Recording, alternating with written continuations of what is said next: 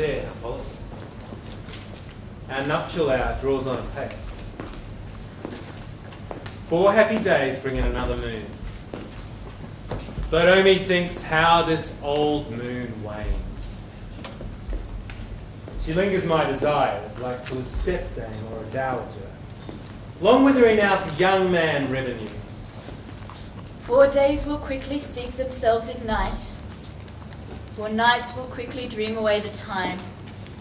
And then the moon, like to a silver bow new bent in heaven, shall behold the night of our solemnities.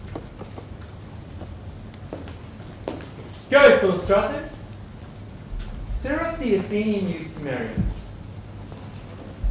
Awake the Persian nimble spirit of mirth. Take melancholy forth to funerals. The pale companion is not for our pomp.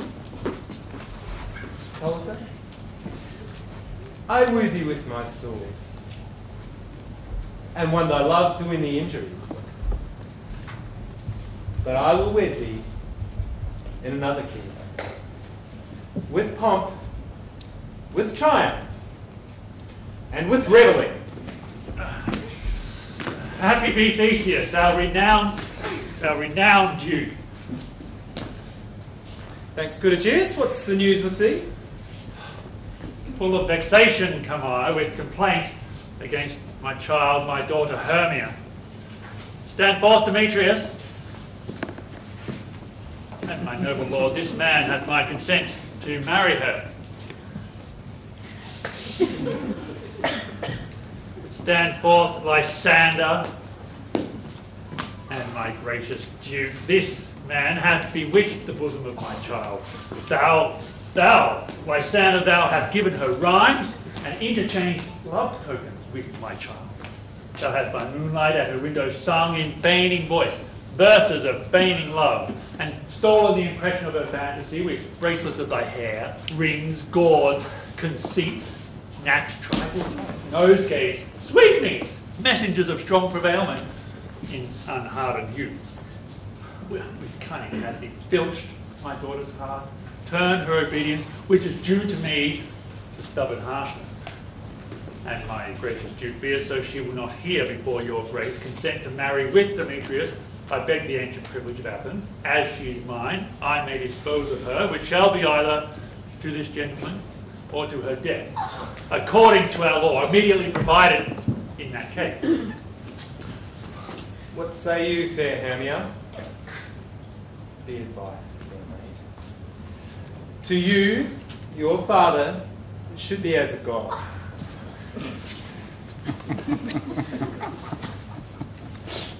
One who composed your beauties, yea, and one to whom you are but as a form in wax. By him imprinted, and within his power to leave the figure or disfigure it. Demetrius is a worthy gentleman. Oh, so is Lysander. In himself he is. But in this kind, wanting your father's voice, the other must be held the worthier. I do beseech your grace to pardon me. I know not by what power I am made so bold, nor how it may concern my modesty in such a presence here to speak my thoughts. But I do entreat your grace that I may know the worst that may befall me in this case if I refuse to wed Demetrius.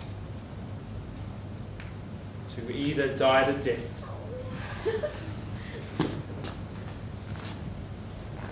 or to abjure forever the society of men. Therefore, fair Hermia, question your desires. Know of your youth. Examine well your blood. Whether if you yield not to your father's choice, you can endure the livery of a nun. For I to be in a shady cloister mewed, to live as a barren sister all your life, chanting faint hymns to the cold flowers. Thrice blessed they that so master their blood to undergo such maiden pilgrimage. But earthlier happy is the rose distilled than that which withering on the virgin thorn lives, grows, dies, in single blessings. So will I live, so grow, so die, my lord. And when will my virgin paid enough to his lordship, whose other showed my soul consent not to give sovereignty? Take time to pause. Before the next new moon, the sealing day betwixt my love and thee, for everlasting bond of fellowship. Upon that day, either prepare to die, for disobedience to your father's will, or else to wed Demetrius, as he would. Or on Diana's altar to protest for high austerity and single life. Relent, sweet Hermia. Lysander, yield thy crazed title to my certain right. Will you have her father's love, Demetrius? Let me have Hermia's. Do you marry him? Scornful Lysander. True, he hath my love, and what is mine, my love shall render him, and she is mine. And all my right of her I do estate unto Demetrius. I am, my lord, as well derived as he, as well possessed. My love is more than his. My fortune's in every way as fairly ranked, if not with advantage as Demetrius. And what is more than all these boasts can be, I am beloved of beauteous Hermia. Why should I not then prosecute my right? Well, Demetrius, I'll avouch it to his head, made love to Nadar's daughter Helena, and won her soul. And she, sweet lady, dotes, devoutly dotes in idolatry upon this spotted and inconstant man. I must confess I have heard so much. And with Demetrius meant to have spoke thereof.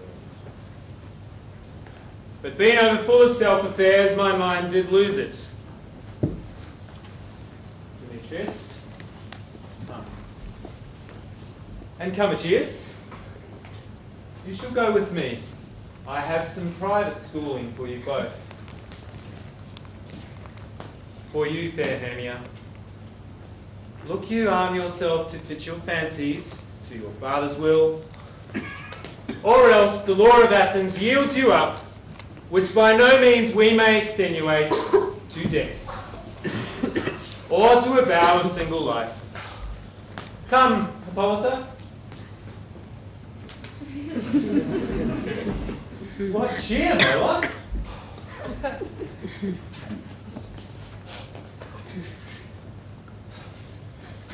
Demetrius and Aegeus, go along. I must employ you in some business against our nuptial and confer with you of something nearly that concerns yourselves. With duty and desire we follow you.